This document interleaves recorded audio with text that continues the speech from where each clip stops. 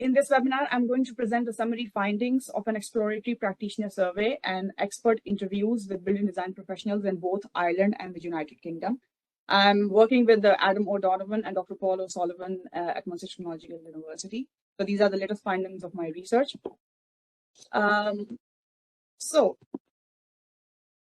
Talking about the background, it's just that we have seen that overall electricity demand for space cooling is increasing, and it could increase according to international agencies, energy agencies report by 40% by 2030.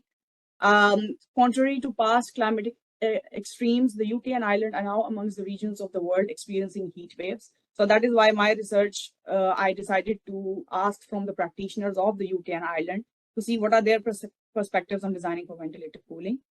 I carried out a critical review of building design processes in relation to ventilation or built environment, and I couldn't see if there is any information to how ventilative cooling is designed in practice. So that was basically the basis of the research.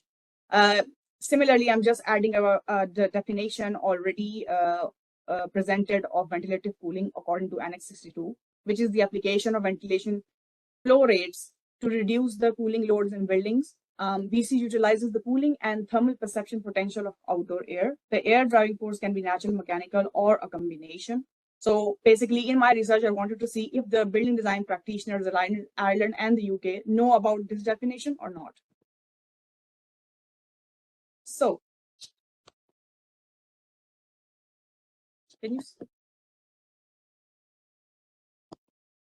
talking about the contents.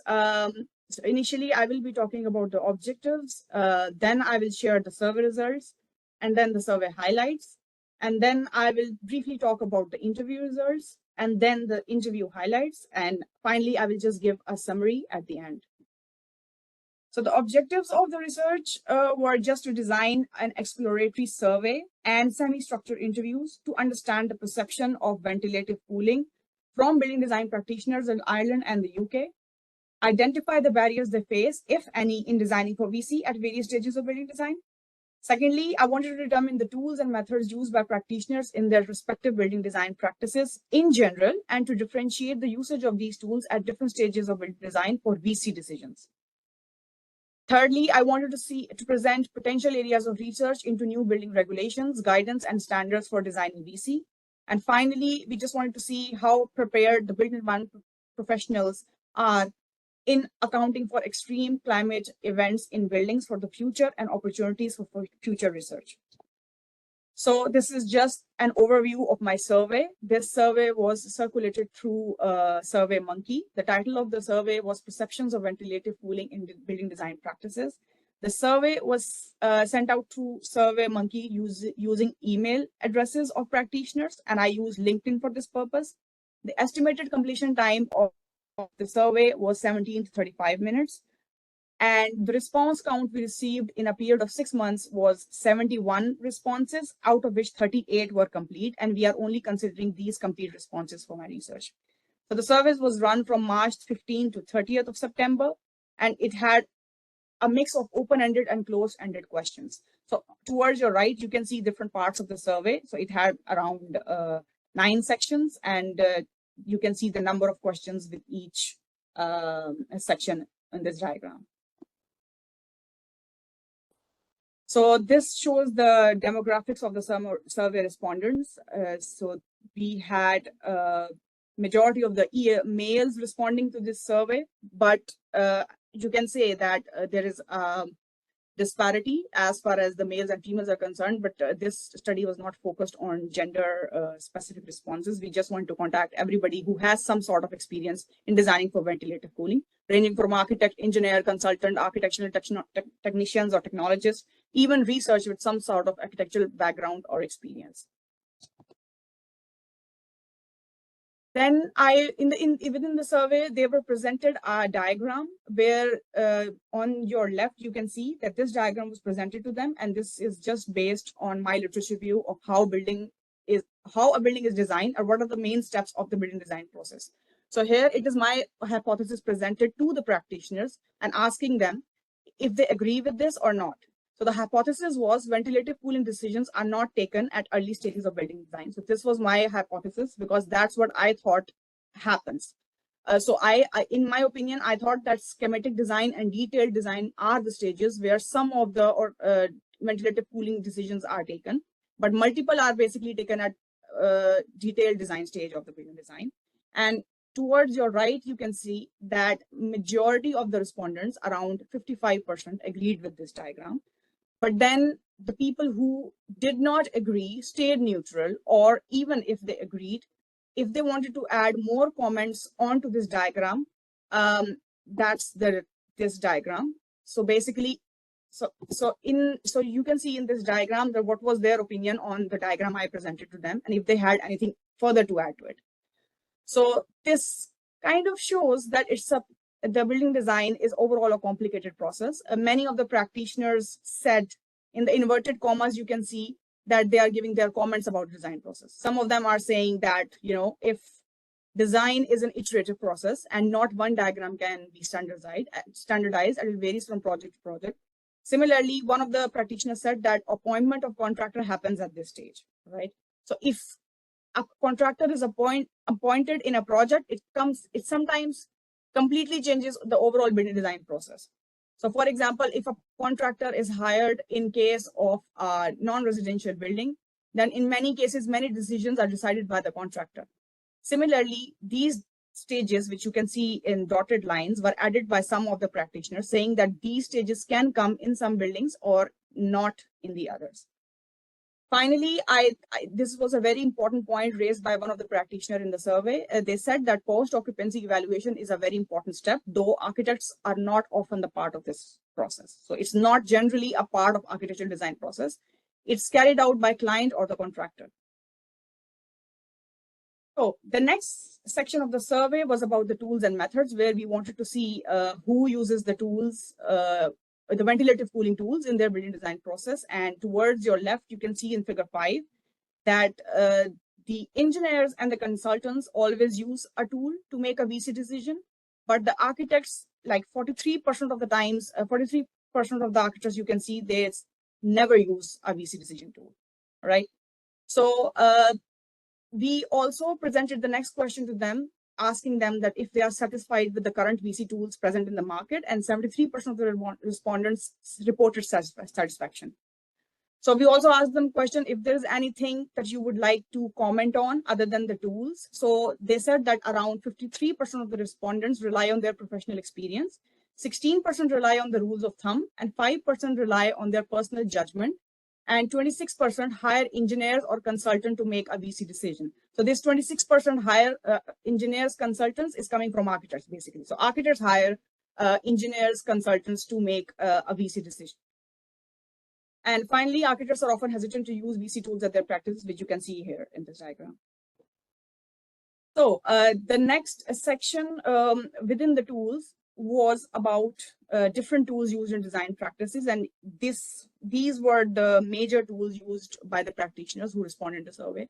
So you can see that IES and PHPP are the most popular tools used by the design professionals in the industry. Similarly, these tools mostly are used at schematic design and design development phases of the building design, this result is in accordance with the diagram I presented to you of the design process diagram, which actually showed that major decisions of ventilative cooling are taken at the schematic and design development stages. And then the final section of the survey, we asked them, what do you think are the future needs and challenges in designing for ventilative cooling? So this was very interesting. So majority of them actually agreed. Like 79% of the respondents said that they think that the built environment professionals are not basically prepared for accounting for extreme future climate events such as heat waves while designing buildings of the today that will be used many years from now. There was no consensus reached between this question, that in your experience, does natural ventilation work satisfactorily as a cooling solution against future climate change? Because 50% said yes, 50% said no.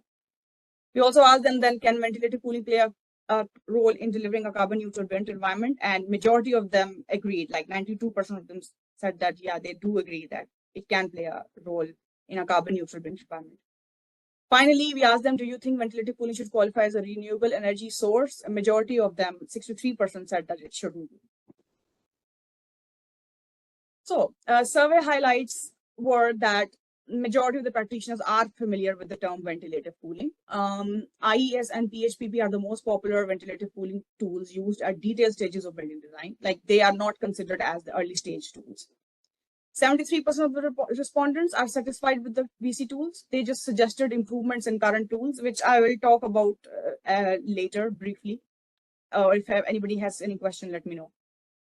Also, building regulations of each country and building type are the most important technical requirements that sometimes can overestimate mechanical ventilation requirements in our building. That was one of the things reported by practitioners in the survey. Okay, so now coming to the interview highlights. So interview respondents were basically the 10 interview respondents were from the 38 survey respondents I just presented to you. So the people who expressed interest at the end of the survey, some of them, I contacted them for interviews, and these are the 10 participants. So you can say we had 4 engineers basically and 6 architects. So these are just codes used to identify a practitioner in an unknown way, such as one shows the order in which the interview was conducted, 1, 2, 3, 4, 5. And similarly, engineer or architects are represented by ENGR and architect respectively. And UK and Ireland are shown by UK and IE. Briefly saying that the interview had 4 sections where I asked a number of questions from them. The first section was the design process. The second were tools, methods, and standards employed for ventilative cooling design. Third was resilient ventilative cooling. And fourth was I wanted to ask them about a case study building where they think that ventilative cooling works fine. So how I collected the interview data and how I analyze it is just that at the end of the survey, there was a question asked from the respondents if they would like to participate. And if they said yes, then I made a request through email to invite them for an interview according to their schedule. Then I sent them a consent form to audio record the interview. I conducted the interview with the audio recording. I transcribed the interview using MS Word transcription, and then I edited the transcripts after listening to the recordings multiple times. Finally, I created initial codes using NVivo qualitative data analysis software, and I used Braun and Clark's thematic analysis for qualitative data analysis. And I compared the results, some of the interview results with survey results as well. So this is just an overview diagram showing the overall topics discussed in the interviews. These colored sections on the diagram show each topic, and the subtopics are shown around the circle. So, for example, challenges in good VC design were mentioned 17 out of 77 times, and fee structure, gap in RIBA process, lack of communication between engineers, lack of engineers in decision-making process, lack of experience in using tools. So these were some of the challenges in good VC design. So I won't be going into details of it, but this shows an overall diagram of how many topics were discussed in the interviews. So blue line shows the number of interviews from 0 to 9, and this dotted line shows the number of references, like the number of times they were mentioned in all the interview transcripts. So when I was conducting the interviews, I asked them about the tools separately. So I created this diagram telling you from a perspective of how architects and engineers separately designed for ventilative cooling and what tools do they use. So in the center, you can see the different stages of building design. In the early stages, architects mostly use hand sketches or very, very simple tools such as Sunseeker. And in the case of engineers, they use Excel templates or their own in-house bespoke tools for making a VC decision. But at the final stages of building design, architects are only limited to BIM, SketchUp, which are 3D modeling tools. But sometimes they use PHPP for at the detailed stages of building design, but only for compliance checks. Architects also hire engineers for this purpose. Similarly, engineers at the detailed stages either use BIM or use IES for detailed stages of compliance checks and simulation checks for a building according to ventilative cooling decisions. So So this is just 2 different tables suggesting how many different research directions practitioners quoted, like what they want to see in the next research or what they want to see in the standards. So table 4 shows different research questions suggested by practitioners in general and number of times they were mentioned. And table 5 shows the suggested research updates in the standards that would help them to improve their VC decision-making process. I won't be mentioning all these. You can read them in the detail. But yeah, these are some of the things that I want to see. For example, they want to see separate guidance for new and retrofit buildings in the standards. They also believe that building services are generally not represented well in the standards, and standards, they sometimes think that they are still based on historic conditions and so on. So talking from the interview highlights perspective, some of the challenges which are the most important challenges for VC design, which the practitioner feels, are the fee structure of the building design, which means that the fee structure of the building projects is such that architects are not able to hire consultants at the early stages of building design to avoid the costs, basically. So they think that if the building sector revised the fee structure of building projects to improve the collaboration and inclusion of engineers right from the early stages of building design, that would really help the early decision-making or making correct choices for VC at the early stages. Similarly, site monitoring and post-occupancy evaluation are 2 crucial stages for optimizing building performance, a lack of exposure of which can lead to incorrect uses of VC strategies and inputs into VC tools. That's what practitioners feel. So they also believe that the VC standards should include more evidence-based information such as case studies, surveys, and short guidance for use in design practices.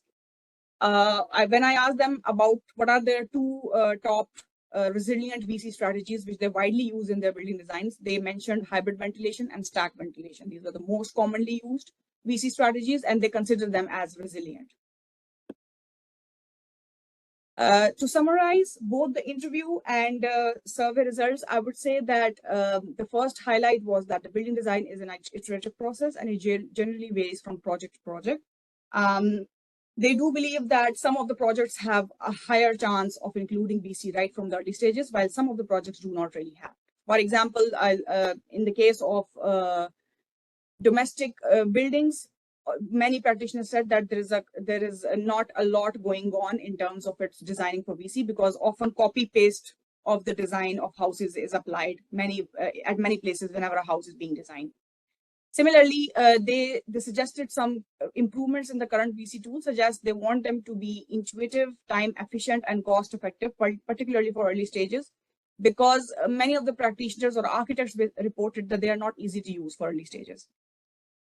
Lack of early stage design collaboration, client awareness, and project fee structure were key reported challenges in VC design.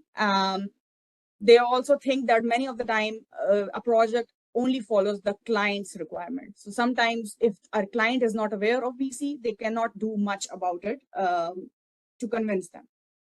So further studies could investigate the topic with a wider population, because mine was run for 6 months. If I had run it for a lot more months, maybe I could have received opinion from more practitioners. And my survey was also reported as a long survey. I think a new shorter survey could be designed for the next stages of the PhD or by other research studies. And maybe collaborative workshop with stakeholders can be done to understand more on the topics. Thank you so much. And with that, I would end my presentation.